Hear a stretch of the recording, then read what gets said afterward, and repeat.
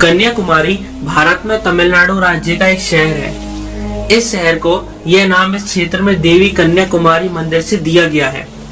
यह देश में एकमात्र ऐसी जगह है जहां मंदिर में प्रवेश करने के लिए पुरुषों को कमर से ऊपर के वस्त्र उतारने होंगे।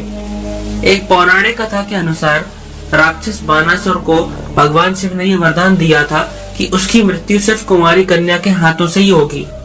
उस समय भारत पर राज करने वाले राजा भरत को एक पुत्र और 8 पुत्रियां थीं। राजा भारत ने अपने राज्य को 9 हिस्सों में बराबर अपने संतानों में बांट दिया।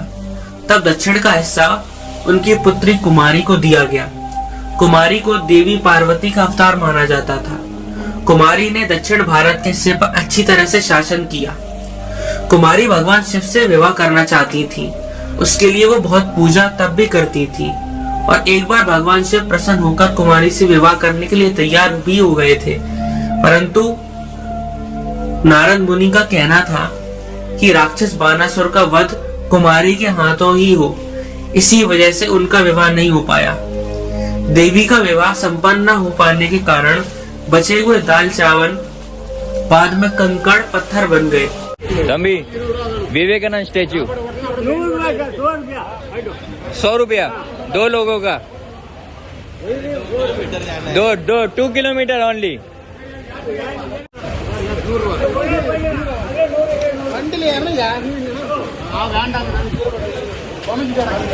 वहाँ पे इतनी गर्दी हो रही थी, आप लोगों ने देखा कितना मतलब चिल्ला रहे थे आपस में। मैं कुछ समझ में नहीं आया, सोचा थोड़ा आगे जाके लेंगे अपना रिक्शा। वहाँ से 30, 40, 50 रुपए में मिल जाएगा। वहाँ पे 100 रुपए बोल रहे थे स्टेशन पे। तो अभी हम लोग जा रहे हैं, सबसे पहले जा रहे हैं भाई विवेकानंद मेमोरियल। उसके बाद हम लोग जाएंगे कुमारी टेम्पल।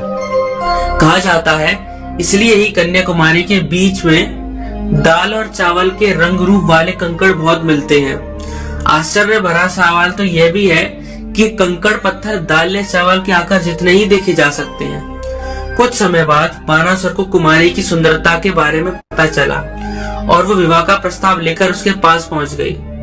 लेकिन कुमारी ने शर्त रखी कि अगर वो उसे युद्ध में हरा देगा तो वो बानासुर के साथ विवाह करेगी। पर उस युद्ध में कुमारी के हाथों राक्षस बानासुर का वध हो गया। रानी कुमारी के नाम से दक्षिण भारत के स्थान को कन्याकुमारी कहा जाता है। कन्याकुमारी मंदिर एक शक्तिपीठ है जो माता देवी के सबसे पवित्र मंदिरों में से एक है। पूरे भारत के लोग जो अपने जीवन को सन्यासी के रूप में समर्पित करते हैं यहाँ आते हैं और दीक्षा लेते हैं। यदि आप मंदिर दर्शन को गए हैं तो यहाँ सूर्योदय सूर्यास्त भी देखें। कन्याकुमारी अपने सनराइज दृश्य के लिए काफी प्रसिद्ध है। सुबह हर विश्रामालय की छत पर टूरिस्टों की भारी भीड़ सूरज की अगावनी के लिए जमा हो जाती है। शाम को अरब सागर में डूबते सूरज को देखना भी यादगार होता है। उत्तर की करीब 2-3 किलोमीटर दूर एक सनसेट पॉइंट भी यहाँ है। कन्याकुमारी मंदिर को भगवती अम्मन मंदिर भी कहा जाता है। यह मंदिर भारत भर के प्रमुख हिंदू मंदिरों में से एक है और लगभग सभी प्राचीन हिंदू शास्त्रों में इसका उल्लेख किया गया है। मंदिर में हर साल हजारों तीर्थयात्रियों ने यात्रा की है और मंदिर की वास्तुकला भी अद्वितीय है।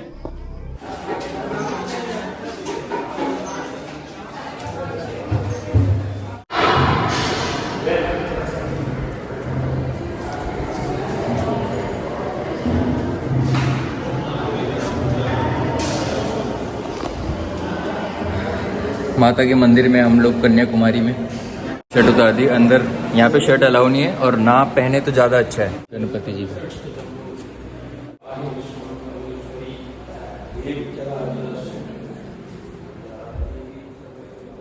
ये सिंदूर यहाँ पे लेते हैं। अंदर भी मिलता है पर ये मान्यता है, इसके पीछे कई हिस्ट्री है, राज है ना। This is important. अपनी वाइफ को, माता को या फिर सिस्टर को आप लोग दे सकते हैं जो यहाँ पे दर्शन करके जा रहे हैं। ना ये लीक हो रहा है शायद, तो टाइट कर दो।